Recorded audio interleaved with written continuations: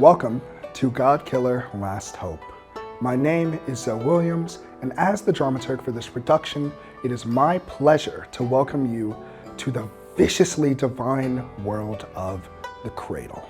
Last Hope is a dark fantasy series that deals with heavy topics, and content warnings will be shared before the show begins. Last Hope is performed live and in studio by CONNIE Chang and C. Thomas. Previously on Godkiller Last Hope, Tian Sheng and Prince Wu get captured by General Zhong. Litany goes to Rui, offering to scout ahead of the rebels and free the two captives. They summon a Dao Shou and lay a ghostly siege upon the capital of Jun, diverging from their purpose given to them by Queen Tigu. At the royal palace, Litany kills General Zhong and is ushered into the throne room to meet King Wu himself. A full recap of this and previous episodes can be found at transplainerrpg.com. And now, the game begins. Godkiller Last Hope is a dark fantasy actual play series that deals with serious and potentially triggering topics. Viewer discretion is advised. Content warnings for this episode include fantasy violence, death and killing, war, trauma, grief, interpersonal conflict, familial conflict, blood, and imprisonment.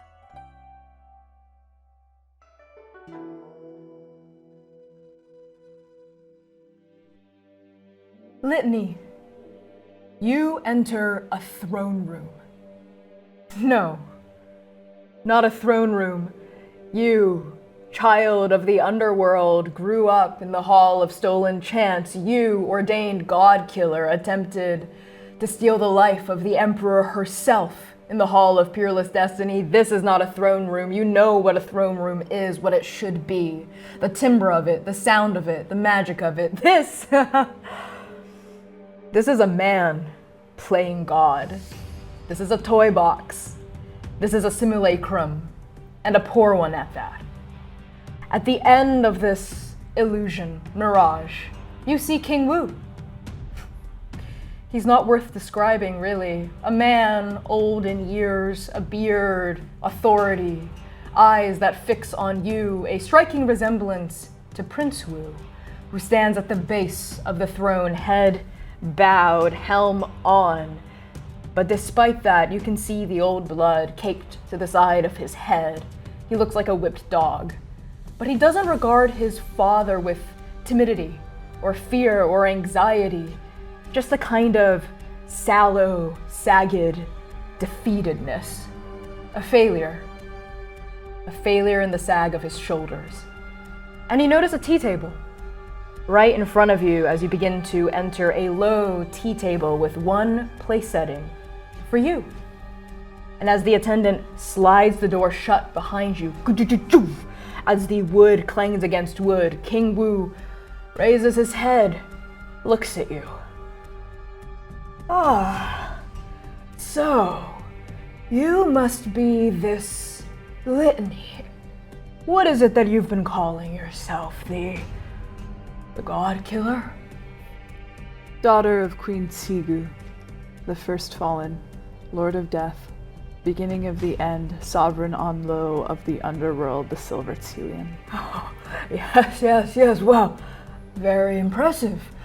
Please, hospitality must be on the forefront of every good ruler's mind. Have a seat. Tita, if you wouldn't mind pouring our guests some tea, would you like green tea, black perhaps, white tea? I don't want tea. No tea? But please, you must take a seat.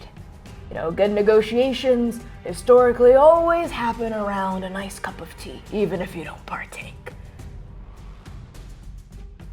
Litany takes in this man, this king, this being who has haunted every corner of Twin with his presence, with his power, with his authority, with his choices.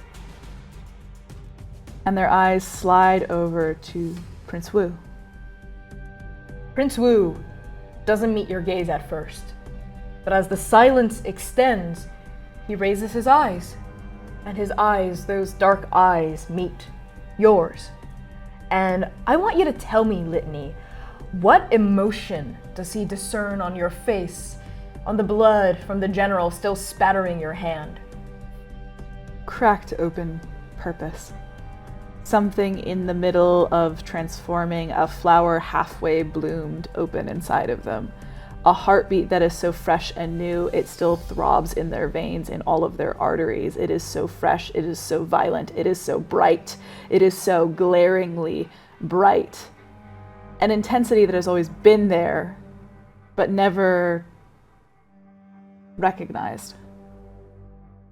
A knowing, a mirror, like, understanding like. You are a mirror for him, he is a mirror for you. He has disobeyed his father, and yet he stands. He has failed multiple times, and yet he's still here.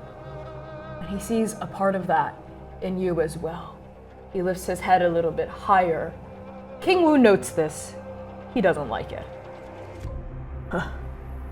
Okay, well, if you won't partake, very well. Let's get right to it, shall we? I know why you're here, and I'm willing to give it to you. I have in my possession, as is rightfully mine, as ruler of one of the 5 great earthly kingdoms, the river seal that you seek. I have it on my person right here, and I am willing to give it to you and have my son personally escort you to the Ascension Gate, so that you might do what it is that you have been so loudly proclaiming that you wish to do.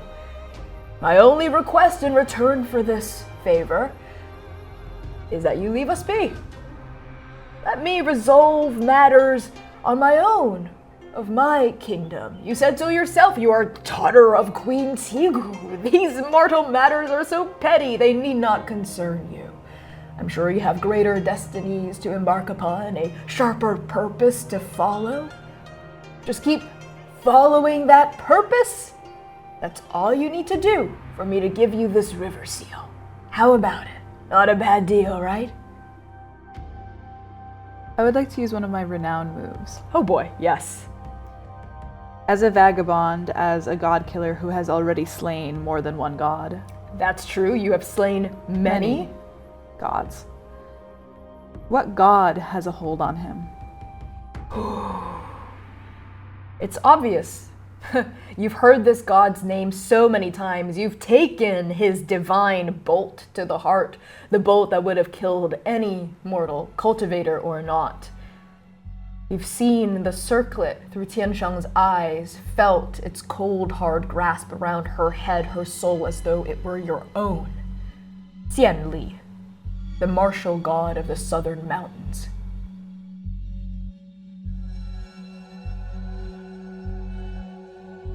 For all that they've chased the river seal, King Wu's offer means very, very little to them, because there is one person missing from this throne room.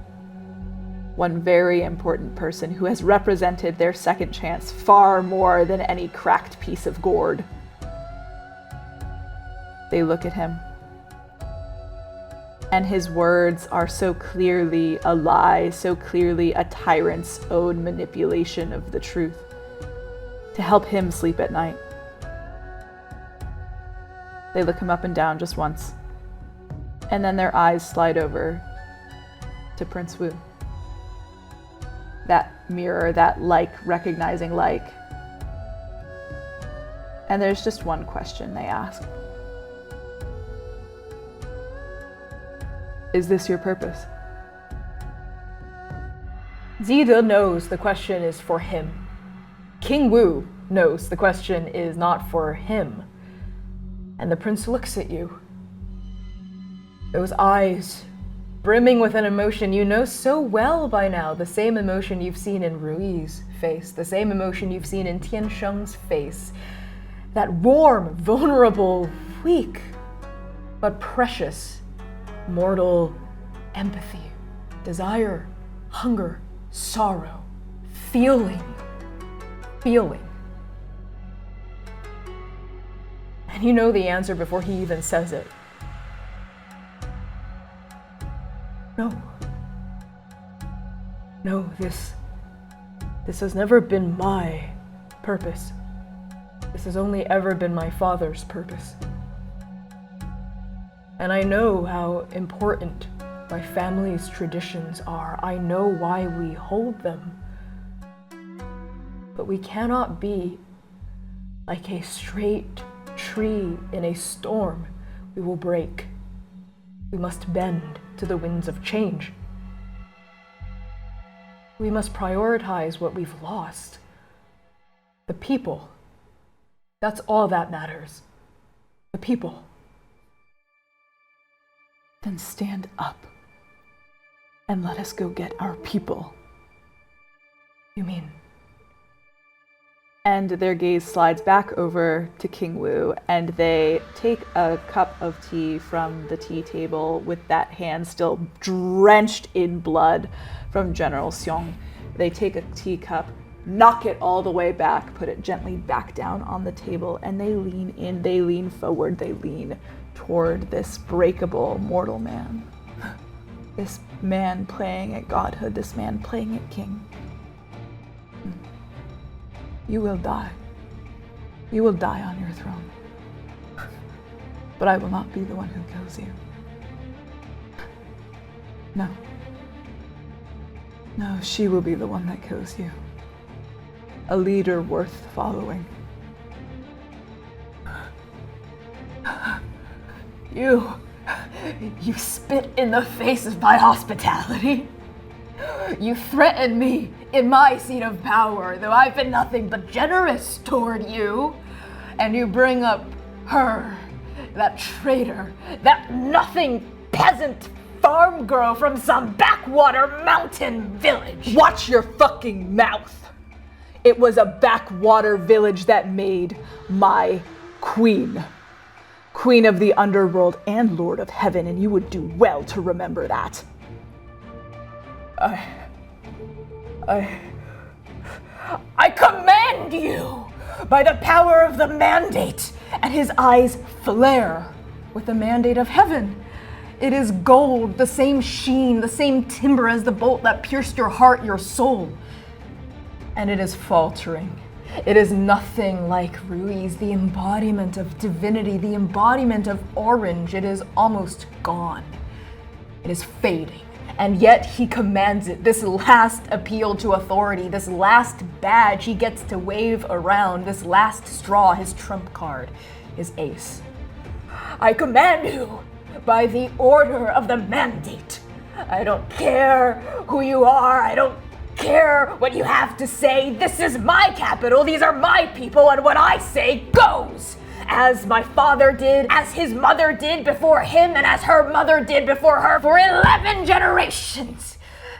So stand down, take my offer. I order it by the mandate of heaven. I do not serve heaven.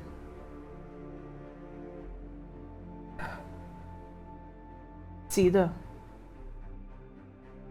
Zida, no. Don't. If there is any spark of that filial son left in you, don't do it.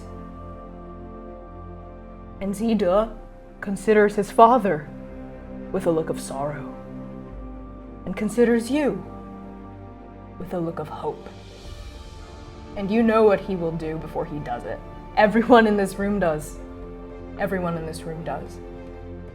He goes to his father, reaches into his father's robe and takes out the river seal.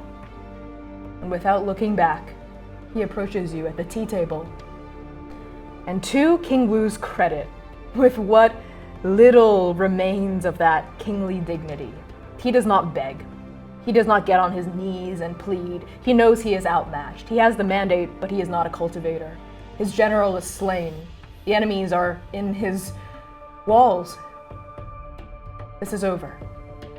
He slumps in his throne, looks at the two of you and says rather feebly, I order, I command, it's not too late, Zida, you disgrace. You failure! But this time, the word failure doesn't sink into Zida like an arrow. In fact, it makes him stand straighter. Gives him focus. He looks at you as he joins you, and without looking over his shoulder, he says, "Let's go rescue the sage." Lead the way. Follow me.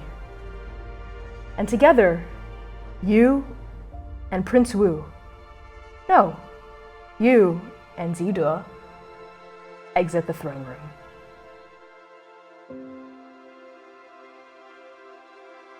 Zida leads you through the complex of Twin's royal palace, and as you walk, you are greeted by various guards and servants who at first hands fly to the hilts of their weapons, but they see the prince, who gives them a look.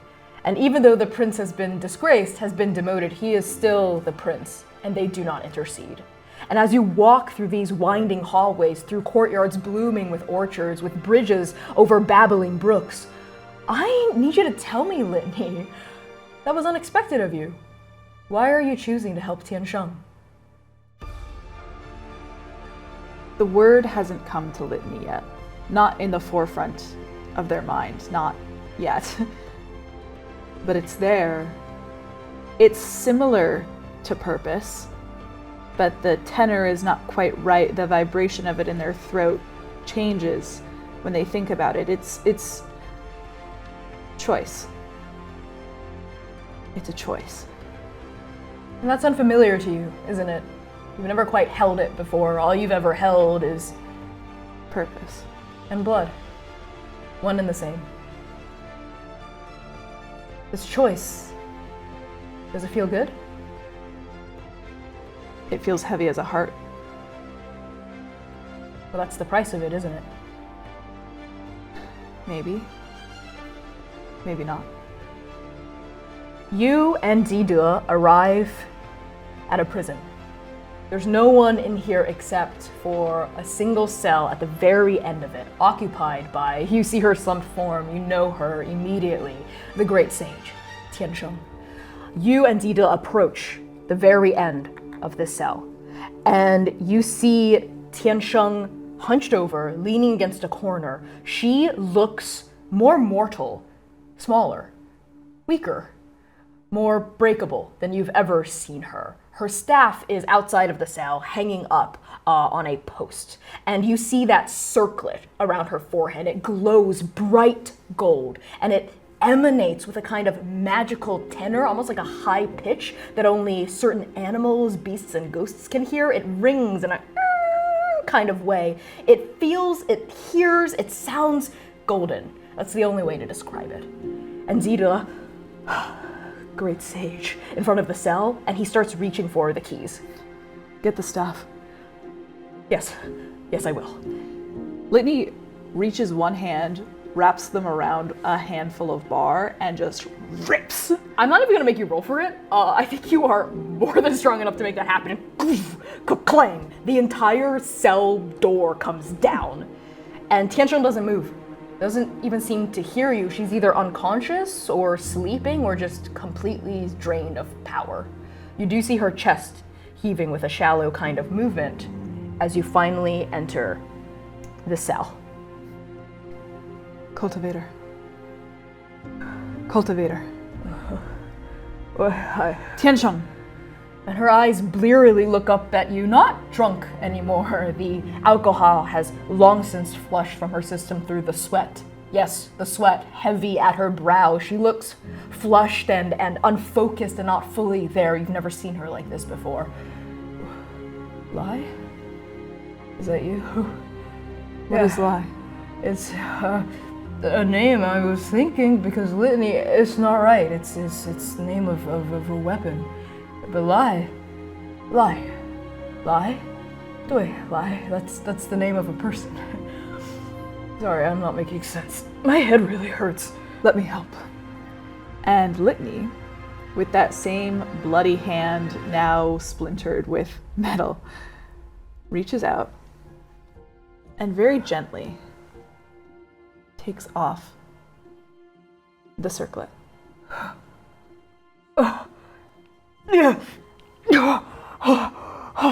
And as Tiansheng starts to gasp back to herself, the sweat starts to evaporate, color flushes back into her cheeks, strength returns to her form. Litany, you hold this circlet in your hands, this golden circlet brimming with divine power. And in this moment, I would like you to recognize a god.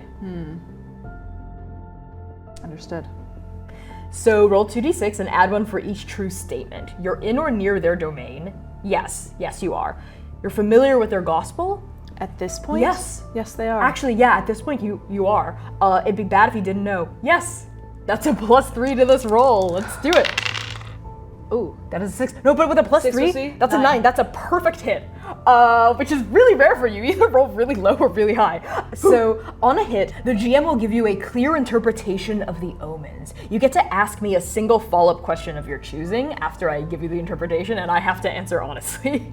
Okay, so this is not just a fragment of Xian Li's power, not just some gift that he gives out. In fact, none of the gifts he gives out, the enchanted armor, that soul-killing bolt, are just blessings. He imbues a fragment of himself, which is also the whole, into every single one of these gifts. That's why they're so powerful. That's why those mortals could survive one of your blows even though they were restrained. And that's also his weakness, his downfall. What is your question? What do I see through his eyes before I break the circlet? Okay. You drop into the gold. It's a river of it, just rushing gold as though you're swimming through a sunset, or is it a sunrise? Or is there no meaningful difference between those two things after all? When you open your eyes, they are gold, and you see the city of heaven, the realm of the gods. You see Xian Li at the top of a tall, oscillating granite peak, swamped by mist, swamped by clouds, just a river, a sea of pure white. And the city of heaven is a small, almost playground underneath him. That's how tall up he is. And something about being in his mind lets you know where he is. He's in a place called the White Forge, and you can hear a clanging of hammer on anvil behind him. This is one of his favorite stomping grounds. You see him look down. There is a table where you see an array of divine weapons laid out that, yes, the Forge Master of Heaven had specifically picked out and made for him on his request. And he's choosing a new weapon to send down to his armies in Twin. The armies that he has chosen to back, the armies that he must back, else it be a conflict of interest for him to pitch his favor elsewhere. He doesn't know you are inside of his head, looking through his eyes, but he will know as soon as you leave. That's fine. Let him know. Okay. On Yaolan, in the mortal realm, in this small prison cell, Litany is standing up above Tiansheng, and their eyes are gold, glowing, the eyes of a god stuck into their face that doesn't belong to them. And they're holding that circlet for 1 heartbeat, 2 heartbeats, and then they look down at her, blink, the red comes back into their face, and with one fluid motion, they break the circlet in half, because if Xian Li is anything like King Wu, then his downfall is obvious. He will not bend, he will only break. And Connie, I would like to kill a god. Oh my god. You remotely fucking detonate his soul. Okay. I mean, all of the parameters are met. When you confront a god in their true form and exploit their downfall to kill them, you have guessed his downfall literally almost exactly perfectly. It's the fact that he won't bend. He won't bend to the winds of change. Describe how you slay them, you just did, and roll 2d6. There are no modifiers to this roll. The outcome is completely up to fate. 9. That is a Perfect 9. hit. That is a hit. On a hit, they seize something vital from you as well. Name what vital part of yourself you lose when you break it open.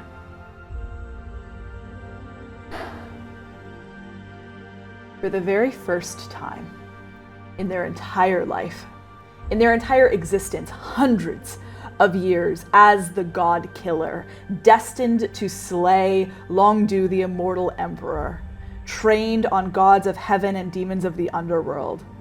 Every single time they've killed a god, that power flows right through their soul and into their mother, Queen GIBEAU.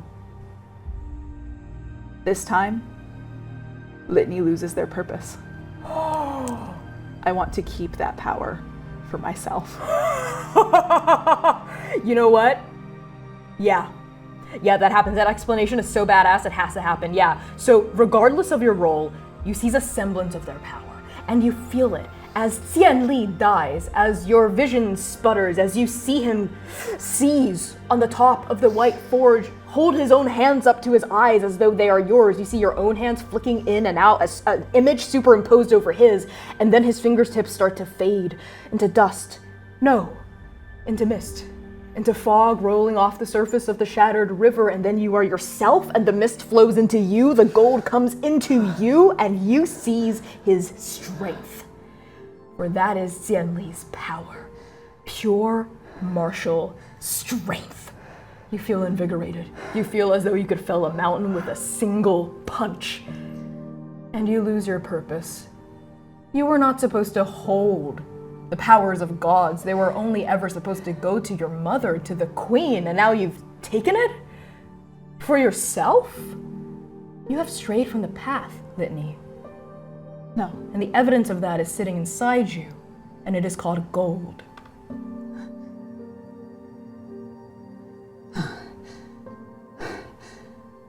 The breath comes so heavy, they're still not used to having to breathe. The heartbeat stutters. It's never done that before. It's always been a steady drum, ba-bum, ba-bum, ba-bum. Oh, that's hot, that's heavy, that's the weight of disobedience. That's the fear of it. That's no. Oh. One piece of that diadem, that circlet, falls onto the ground, and then the other as Litany breathes. 1, 2, and the thoughts begin to come fast. They know, they can feel it in their soul. They can feel it burning into them, searing them into somebody that they've never been before, searing them into a future they don't understand, searing them into something that they are not supposed to be. They're losing their purpose. No, that's not supposed to be right. They have to stay focused. What about their mother? What about their purpose? What about their meaning? Hey, are you okay? You did something, didn't you? When he snapped that, I felt it, a breaking of power, something thrumming in the shattered river. I killed him. Qianli. And the realization of the gravitas of what you've done drips down Tiansheng's face like a single drop of blood falling into an unsullied pond. And then as the blood disperses in that pond, Tiansheng's eyes turn to your shaking hands. She rises from her place. You see Zida helping her to her feet, and Zida passes her staff. Thank you. And hey, let's get out of here, okay? Just look at me, just follow me. Let's get out of here, all right? We'll talk about this later. But right now the rebels need us. Come on, Zida, lead the way. And Zida nods, and the three of you begin rushing out of the prison. Getting out of the city is much easier than getting into it. You, Zida, and Tiansheng are able to surmount the walls, get past the guards, the same way that Zida got past the guards to go to the prison. And soon enough, you find yourself past the walls, moving north toward the way you came, so you can meet the rebels on their way to lay siege to the capital. And as you are hustling, as you're running, making your way across these foothills, you can hear Zida talking plans, immediately jumping into action with a renewed sense of vigor and purpose. And he's saying that the rebels are coming from the north, will likely be riding throughout the night, just like you did, and will very, very likely meet you just as dusk falls. You mounted your one-man, one-tiger siege of the city at dawn, and the sun is already now rotating toward nightfall. And as this is happening, as you, Zida, and Tiansheng are running north, what's going through your mind? What emotions are flowing through you as you make your ways through the foothills surrounding Chuancheng? Agony. Agony. They have never made a choice like this. They've never killed a god for themselves. And it is so much heavier than they thought it would be. That purpose broken from them, not just denied, not just a failure, but abandoned. They abandoned their purpose, and it's already time. Their eyes look up at that sun falling, that gorgeous, violent, beautiful sun falling into the sky, and it's happening now. They can feel it. They've been feeling it, this connection to the ghost realm. That's why they were able to call the Dao show so easily. It happens tonight, and they have turned their back on everything they're supposed to be. Who am I without this? Who am I supposed to be without this? I can't. I have to make this right.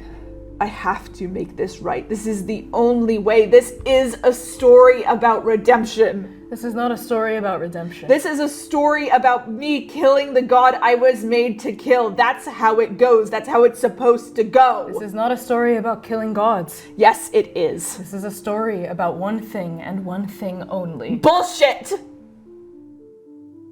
Bullshit. An omen. A signpost. It rises to the east.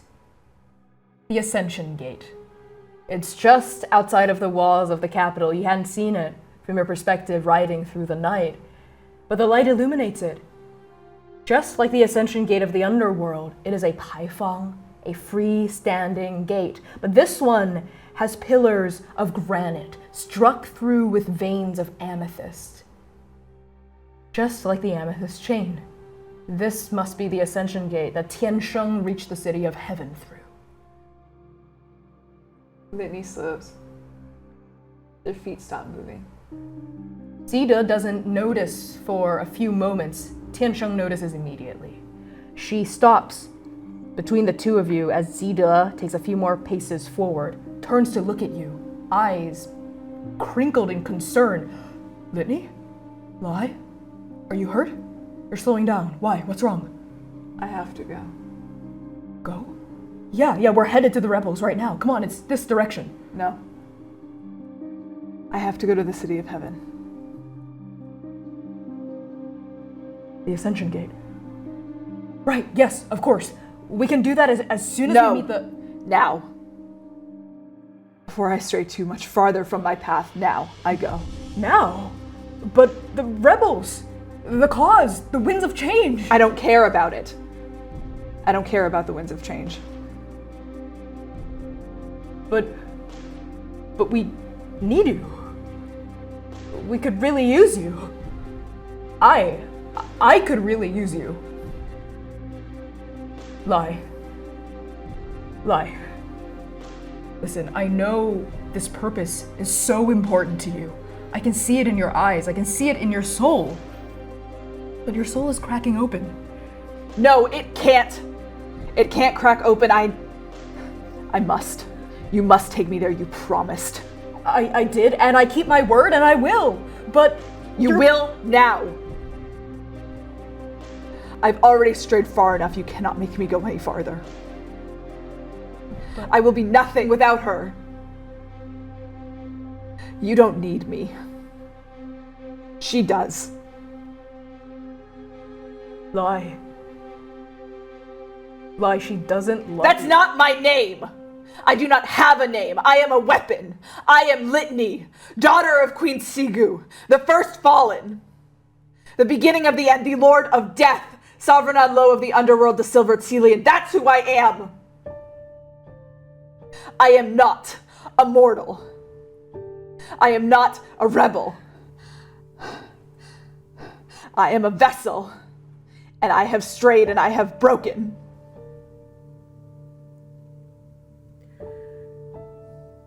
Those cracks are sealing up. They were never meant to be opened. Okay. I'll take you. Zida, go. I'll catch up. Come on. It's this way. Zida says nothing. Observes the conversation, lets you talk. Nods. And goes. And you follow Tiansheng. Her a step ahead, You, a half step behind. You follow her in silence all the way to the Ascension Gate, though you are not but a half step behind the river seal this entire time. It feels as though the distance between you is wider than the Crimson River, is wider than the gap between heaven and cradle, is wider than the gap between ghost and mortal, is wider than the gap between you and who you could have been. There's no other choice. Maybe. Maybe not. You reach the Ascension Gate. It is grand, majestic, more divine than that throne room with a man playing God. You take all of this in, it means nothing to you. It means everything to you. Tiansheng steps forward. Wordlessly, she reaches into her robe and pulls out the river seal that Zidil had handed to her. And as she lifts it up to those pillars, supporting that tiered set of tiles, you feel the magic begin to flow through her, the magic of the mist, the magic of the river. And a blanket of fog opens between those two pillars, just like they did in the underworld. And wordlessly, Tiansheng extends a hand toward you. And wordlessly, Litany lets their cold fingers fall into hers. And before you leave, the last words you hear her say are, "I hope you find what you're looking for, Litany, vessel of hatred, daughter of Queen Siu." Litany does not look back at the home they could have had, at the home they wanted, at the home that has been closer to their heart than any other space they've ever occupied. They ascend.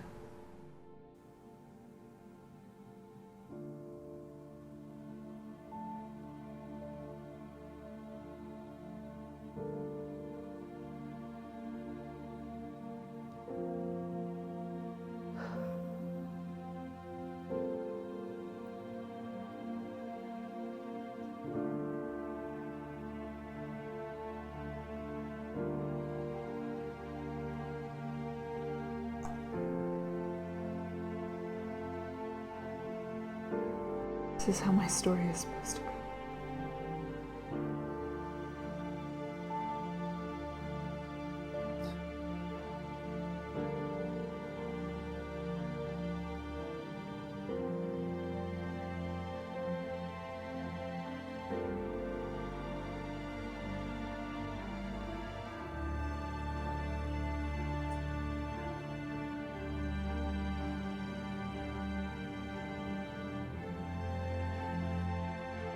The story is in your hands now.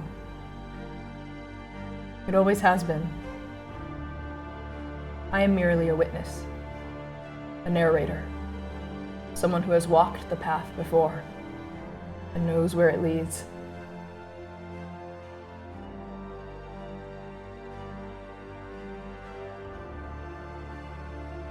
Then let's play the game.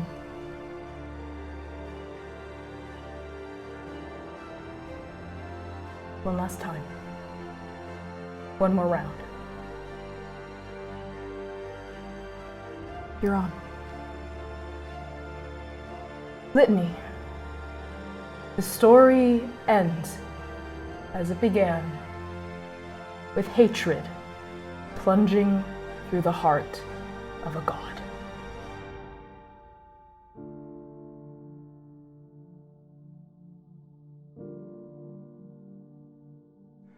Thank you so much for tuning in to Godkiller Last Hope. If you've been enjoying this series, please consider joining Transplaner's Patreon at patreon.com/transplanernrpg. It's the best way to support us for as little as $3 a month, so we can continue bringing great performances like this one. If you can't spare the funds, please consider leaving a positive review or comment, posting about us on social media, or sharing the show with a friend that you think will enjoy us. Thanks to the support of our audience, we are continually able to do this awesome work. And you can purchase the Ashcan of Godkiller RPG on itch.io/by Connie Chang. The games for release will be published through Evil Hat Productions in 2025. And as always, our sponsors for this series are Frivolous Bear Studios and Hero Forge. Thank you for helping us create these powerful stories. And with that, our game comes to a close for now. We'll see you next time, right here on Transplanar RPG.